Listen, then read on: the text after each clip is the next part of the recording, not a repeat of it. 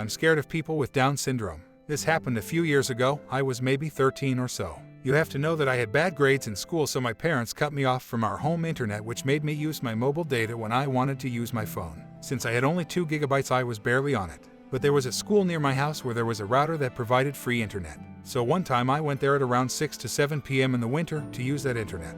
I never entered the schoolyard, but I leaned on the fence there and was just minding my own business. Then I saw a man walking his dog.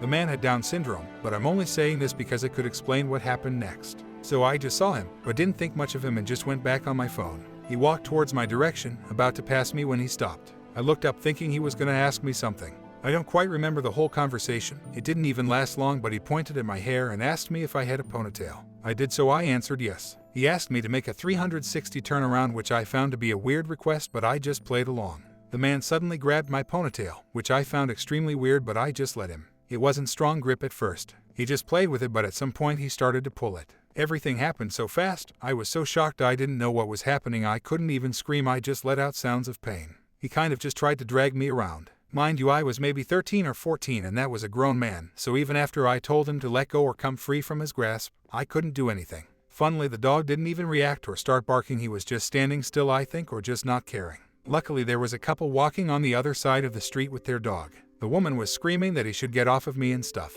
He did let go and walked away. The man never apologized or anything. The woman then asked me if I was okay. My head did hurt a bit, but I wasn't otherwise hurt. I just told her yes while I was still in shock. I went right home after and never told anyone. Now, I don't know why he did this, but as I said, I think it was because he had Down syndrome. I'm not an expert at disabilities, but as far as I know, people with Down syndrome are mentally sick, and even if they are physically adults, they are still a child inside. If he weren't disabled, this would have been a whole different thing, but nonetheless, I did see him a few times when I needed to walk there, and every time I got scared, my heart started to race and I put distance between us. I think this incident did leave me kind of traumatized, and I'm generally scared of people with Down syndrome now.